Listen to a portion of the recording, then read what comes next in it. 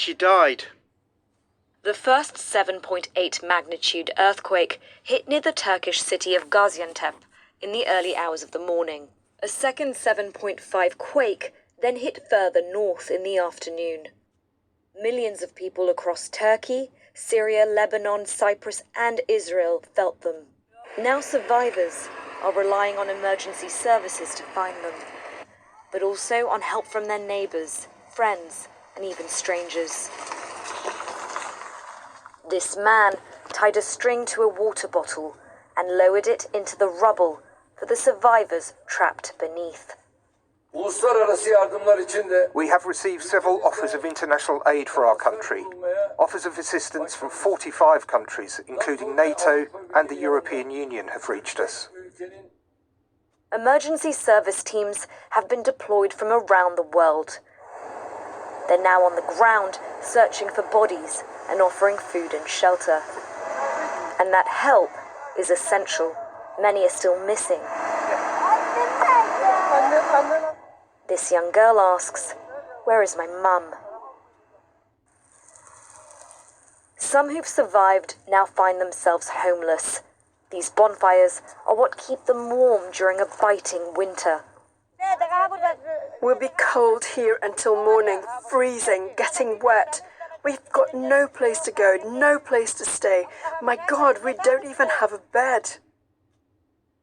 As the search for survivors continues, rescue teams have another task at hand: counting the dead in one of the biggest earthquakes to hit the region in decades. Azadeh Mashiri, BBC News. Just let me bring you the latest pictures that we're getting in from southern Turkey, and you can see there the numbers of volunteers and rescue experts, and that digger, of course. It's always an incredibly complex and fragile operation to try to move the rubble of those collapsed buildings out of the way, being acutely aware of any survivors who are trapped beneath it. And we've been hearing, of course, in the last 24 hours since this earthquake struck, about how the rescuers have been getting calls on mobile phones of people desperately trying to reach out for help. One person telling the BBC how even members of their own family couldn't be reached, and the heartbreak of not being able to get to all of those who are trapped and injured in the rubble. We know that the death toll has risen now to over 3,000. According to the country's Disaster and Emergency Management Authority from Turkey, the latest that Reuters is reporting is 3,381, but sadly we do estimate that more, of course, will have lost their lives. But of course the urgency now in this period, 24 hours or so after that quake struck, is to try to get to as many people as possible. And we know that many countries from around the world are offering and sending help and teams of experts who can actually get to these sites, but even accessing them with airports affected in the region is not easy. Let's head to one of the cities hit by the quake, the city of Adana in Turkey. Our Middle East correspondent Tom Bateman is there for us. Tom, just tell us. Tom Thames sent this in a little while ago. Let's hear what he had to say. Yeah, this was a 10-storey building behind me, which came down in the initial quake.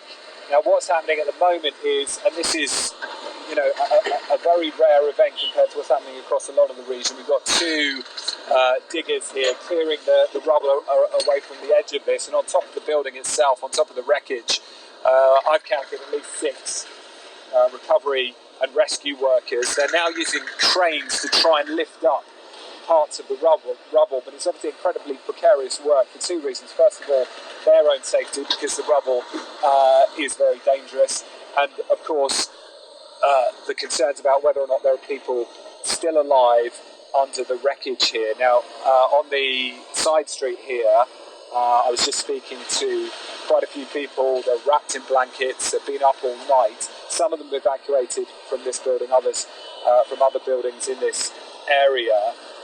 One of the women here that I was just chatting to, her daughter was in this building.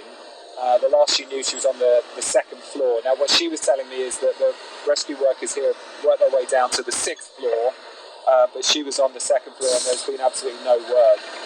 Her mother has been up all night waiting to hear anything, but nothing at all. And she was just telling me of how she's trying to tell her own grandchildren about what's happened. The woman trapped in this building had two daughters, she said, in Germany. She was due to go and visit them in the next few days, and she's had to have those conversations with her grandchildren and no word whatsoever. So the kind of scenes being replicated across this region. Tom Bateman there. Well, Hardin Lang from Refugees International explained to us how sanctions and political instability in Syria have affected the rescue operation on the ground there. The situation in Syria, particularly the situation in northwest Syria, is acute on chronic. Right? For the last over 10 years of conflict, has destroyed a great deal of the infrastructure, punished the civilian population. In northwest Syria, you have over 4 million people who are already in need of humanitarian assistance, millions who have been displaced from other parts of the country, who are living very close to the line. The only aid that gets into northwest Syria really comes through a cross-border UN mechanism to supply assistance through one border crossing at this stage. And those 4 million people already were being massively under-resourced. The UN appeal for this year was at less than 50% in terms of its funding. And those populations are the ones that are going to be probably hit the hardest. There are definitely areas controlled by the Syrian government that have also been hit extremely hard. But there's probably greater capacity there to respond. I mean, the Syrian government has a history of brutality and withholding humanitarian assistance, but they do have capacity, and there are UN agencies there to support. In northwest Syria, it's really up to organizations like the White Helmets and civil society groups that are the first line and the last line of defense for the civilian population in responding to this crisis. Well, I'm joined now from Jerusalem by Seth Frantzman, Middle East security analyst and director of Middle East Centre for Reporting and Analysis. Thanks for your time. Was the tremor felt where you are at all? No, I didn't feel it in Jerusalem, but I understood that there were people in some parts of Israel in this region that felt it a bit, yes. And is Israel sending teams to help? Yeah, Israel sent a delegation last night, and then they're going to send more today via Air Force aircraft and others, and they will look into setting up some sort of a field hospital. Israel has decades of experience sending delegations to earthquake areas like Haiti, Nepal, so there's a lot of experience in terms of search and rescue and aiding survivors, and so hopefully I think they're on the ground today, and they'll be moving towards somewhere. It's not clear where they'll end up. And will teams be sent also to Syria? So I think the government has said, they're open, of course, to helping Syrians. Israel played a key role enabling humanitarian aid to go into the area of Syria near the Golan Heights during the Syrian civil war. So Israel has some experience in that, but obviously, as we all know, it's gone down because there's some controversy there because Israel doesn't have relations with Syria, but perhaps there is some way that aid can go into those areas of Idlib that are connected to Turkey, where Turkish forces are located. Again, I don't assume that they would go across the border, but the idea of provisioning humanitarian aid or giving, for instance, help at a field hospital to people that might be brought back and forth, I think is something that's been thought about. And which other countries who are allied politically with Syria might have the expertise, do you think, to help people there? Because we know that obviously there's been a lot of international offers of help to Turkey. Right. I think that's the big problem we see is that part of Syria where you have multiple different groups, armed groups, militias. You also have many Kurds who were displaced from Afrin that are in Tel Afat next to Aleppo. And the question is, how can aid get to them from Damascus? And we saw last night a large 747 came in from Iran. But again, Iran is a country under sanctions as well. So is Syria. It's not entirely clear how those countries will have the capacity to rapidly bring aid up there. I think the big elephant in the room is that the United States operates in eastern Syria. And if the international community was willing to do more, I think there would be a way to make those, let's say, front lines or whatever more flexible, maybe have some sort of a ceasefire so that aid can go first rather than the factions and the politics on the ground that have divided that landscape. And I mean, is there enough political control, by the government effectively to allow a ceasefire for international teams to get into those parts of Syria that are affected, do you think?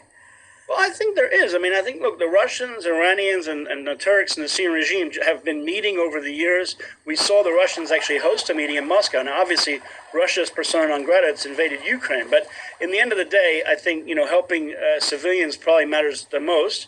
So maybe this is an opportunity for the United States, Russia, Syria, and Iran, all these countries to actually, be willing to put aside for a few minutes all the different problems they have, and talk about some way of bringing in international organizations that work on both sides, because there are obviously organizations that do work on both sides of the line, and enabling some of that aid to get in there.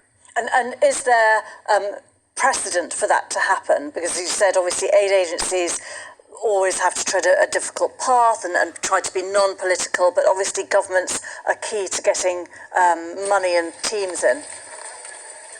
Well, that would be an interesting question. I mean, historically, when there were conflicts, have organizations like the Red Cross or other types of organizations been able to, go across front lines and things? I would think historically, yes. There must be examples where, even in times of conflict, some international organizations that are able to operate in both places or have some credibility on the ground can find a way to do that. And as I said, I think that there are mechanisms that exist in Syria in terms of deconfliction, and also the fact that Turkey and Iran and Russia and these countries have all met on the sidelines somewhere. There should be some way to enable that to happen, and also to enable at least just an understanding of what is happening on the ground. How many people are missing in Aleppo or Tel Rifat or those areas of Idlib, just to get a basic understanding of what the needs are, because maybe the needs are not as great as we think. It's not entirely clear. And when we're looking at these pictures from Turkey on our screens, the devastation is hard really to comprehend. Obviously, the focus at the moment is on trying to get to anyone who is trapped under those buildings.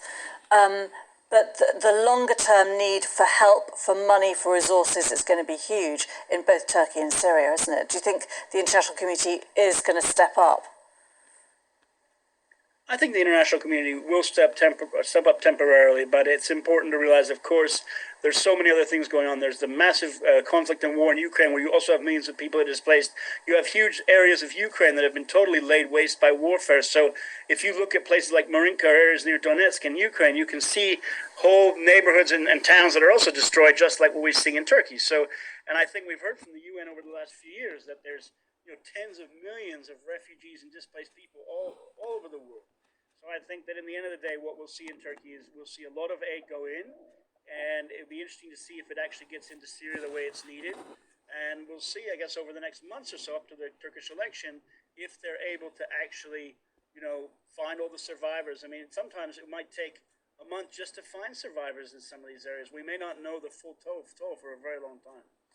And in terms of resources, obviously there's some very, very wealthy Gulf states in the region. I mean, are they offering resources? I would assume they are, but I haven't seen a lot of reporting on it. But I would assume that those states, Qatar, by the way, is a very close friend of Turkey. You obviously have the UAE and Bahrain, Kuwait, Saudi Arabia, those other states. Some of those states are peace partners of Israel, and they're involved in different work there. So I assume that we will see those states sending delegations, or at least sending some sort of aid, or supporting, whether it's things like tents or food or things like that. I think we will start to see aid start to flow from there as well. I mean, they were also involved in the helping after the Beirut port blast. People should remember that lots of aid went into Beirut as well, and I think we'll see the same types of partnerships. And on the ground, when you've got teams from so many different nations, I know that there is, again, precedent for how these things are coordinated, but given the very fragile politics in the region, I mean, how does that happen? How does that go? I think Turkey has a lot of experience responding to disasters. I mean, Turkey itself has international aid organizations. It has several giant organizations that do this type of work. And actually, Turkey was very big involved in supporting refugees coming out of Syria. Turkey has hosted millions of refugees. It has refugees camps. It has infrastructure. Turkey has sent aid overseas. I think Turkey knows a lot about how to manage refugees and homeless people and putting up tent cities and setting up hospitals. Turkey, I think, has that experience. I think the question is, of course, as you said, can Turkey enable groups that it has not gotten along with? For instance, there's a lot of tensions with Greece or Armenia, whatever. Will it be able to actually enable free flow of people? And also the Turkish government tends to be a bit authoritarian and has not liked having journalists poke around too much historically. So the question is whether the government and regime will reduce and become a bit more flexible. But I think Turkey has a lot of experience in this, and they will be able to coordinate it on their side of the border. Seth Fransman, thank you very much indeed for your time today.